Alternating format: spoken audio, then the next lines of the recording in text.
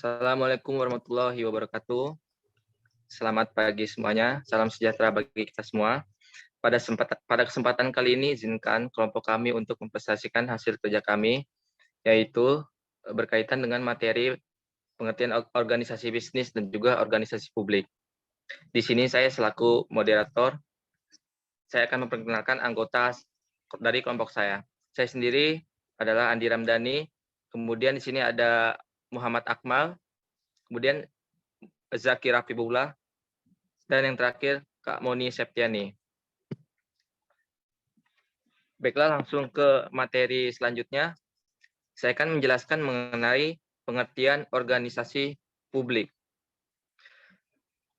Pada dasarnya organisasi publik ini adalah organisasi yang terbesar yang mewadahi seluruh lapisan masyarakat dengan ruang lingkup negara dan mempunyai kewenangan yang absah atau terlegitimasi di bidang politik, administrasi pemerintahan, dan hukum secara terlembaga sehingga mempunyai kewajiban melindungi warga negaranya dan melayani keperluannya.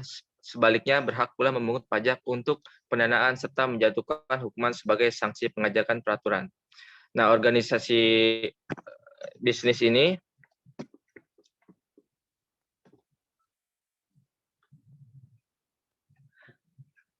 sering dilihat sebagai bentuk organisasi pemerintah yang dikenal sebagai birokrasi pemerintah atau organisasi pemerintahan.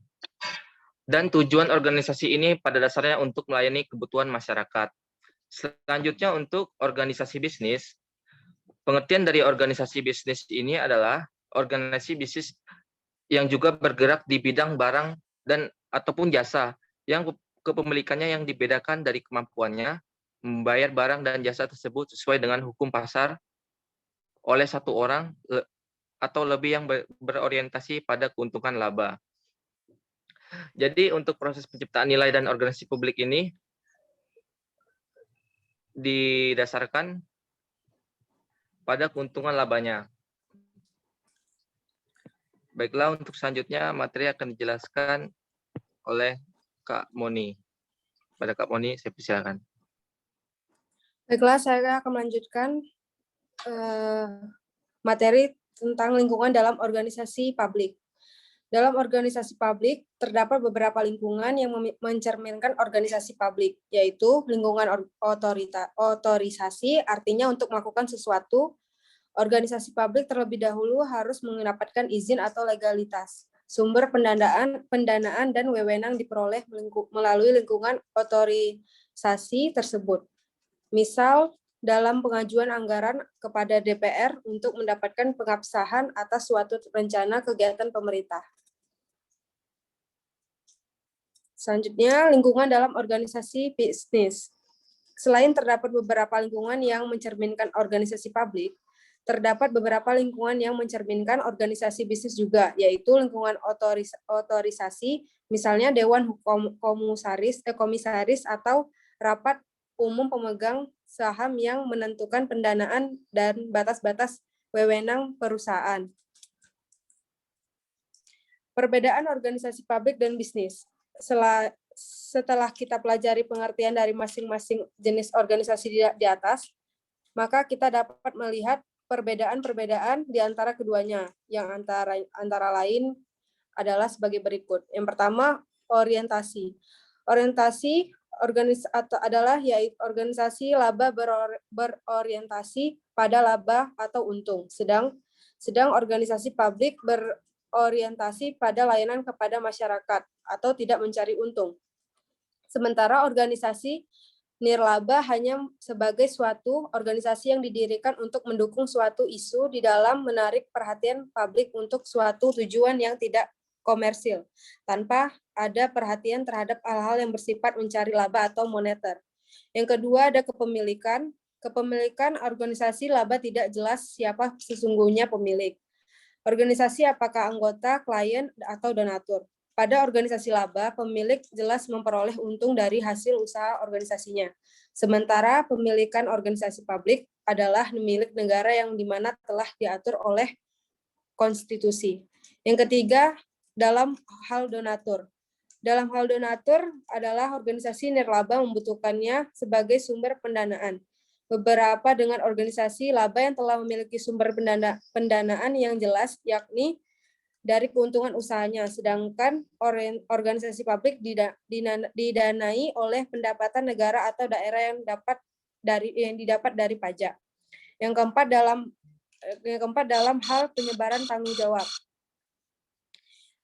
Dalam hal penyebaran tanggung jawab adalah pada organisasi laba telah jelas siapa yang menjadi dewan komisaris, yang kemudian memilih seorang direktur pelaksana, sedangkan pada organisasi nirlaba hal ini tidak mudah dilakukan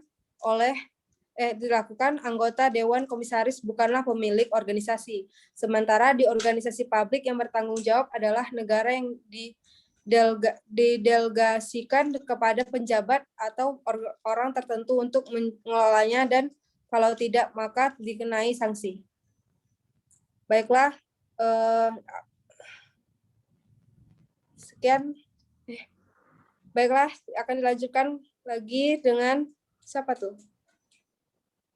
Zaki. Akmal ya? Baiklah, saya akan melanjutkan materi selanjutnya, yaitu kategori organisasi publik. Menurut Sorensen dalam Eliasson dan Koyman, organisasi A, organisasi publik yang memiliki berbagai tujuan yang terdefinisi secara jelas serta hubungan sebab akibat yang diketahui dengan pasti dalam memproduksi public goods yang ditugaskan kepadanya. Organisasi B, organisasi publik di mana tujuan-tujuan yang harus dicapai cukup jelas, tetapi hubungan sebab akibat dalam proses operasional tidak diketahui dengan pasti.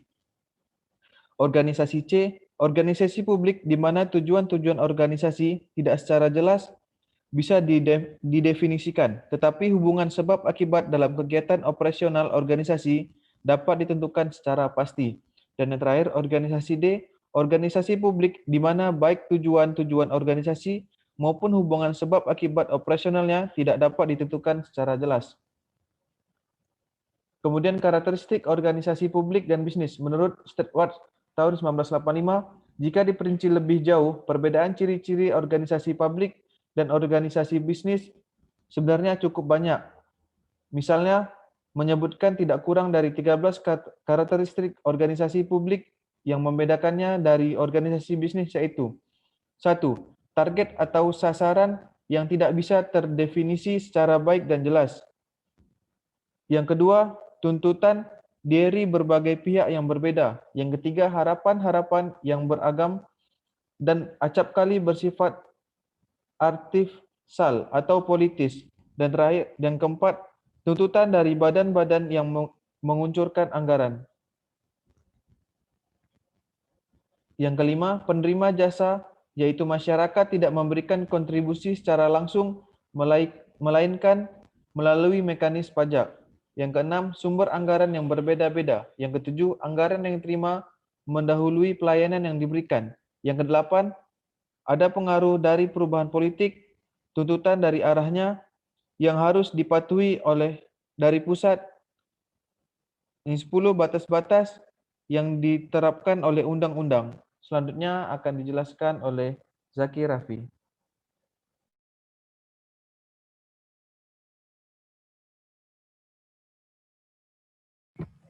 Oke, karakteristik organisasi publik dan bisnis. Yang ke-11, larangan pembatasan untuk melakukan usaha-usaha yang menghasilkan laba. Yang ke-12, larangan pembatasan untuk menggunakan anggaran di luar tujuan yang secara formal telah. Yang 13, tingkat sensitivitas terhadap tekanan kelompok masyarakat. Unsur yang mendorong atau mempengaruhi pengembangan organisasi. Dalam hal ini, paling tidak ada 4 unsur yang mendorong atau mempengaruhi pengembangan organisasi, yaitu: pertama, manusia atau perilaku. Unsur ini penting karena aktivitas organisasi antar individu atau antar kelompok, norma-norma informal, persepsi, peran kepemimpinan, konflik dalam kelompok, dan sebagainya. Yang kedua, teknologi. Secara luas, teknologi berarti penerapan pengetahuan untuk melaksanakan pekerjaan. Yang ketiga, tugas. Efisiensi organisasi dapat dicapai dengan menyusun tugas dan pekerjaan secara sistematis. Yang keempat, struktur. Struktur digunakan untuk mengendalikan organisasi dan membedakan bagian-bagiannya guna mencapai tujuan bersama. Oke, ini kesimpulan yang kami dapatkan dalam materi ini, yaitu berdasarkan dari data di atas kami menyimpulkan bahwa istilah publik berasal dari bahasa Latin, of people, yang berkenaan dengan masyarakat. Sasaran organisasi publik ditujukan kepada masyarakat umum.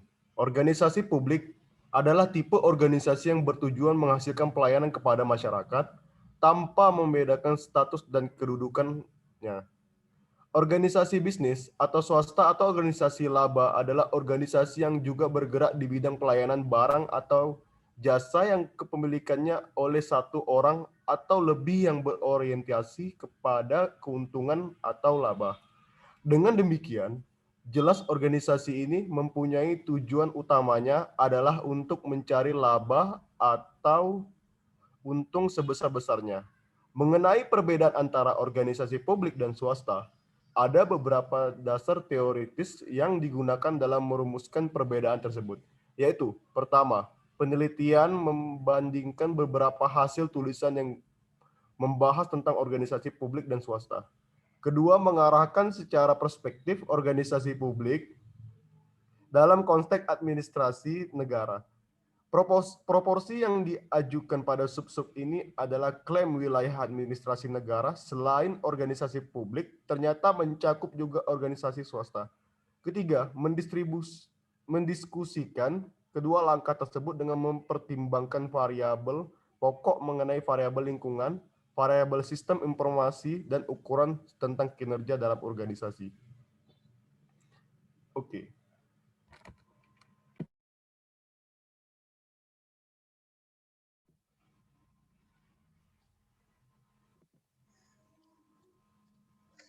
Baiklah, mungkin sekian presentasi dari kelompok kami yang berkaitan dengan materi organisasi publik dan bisnis.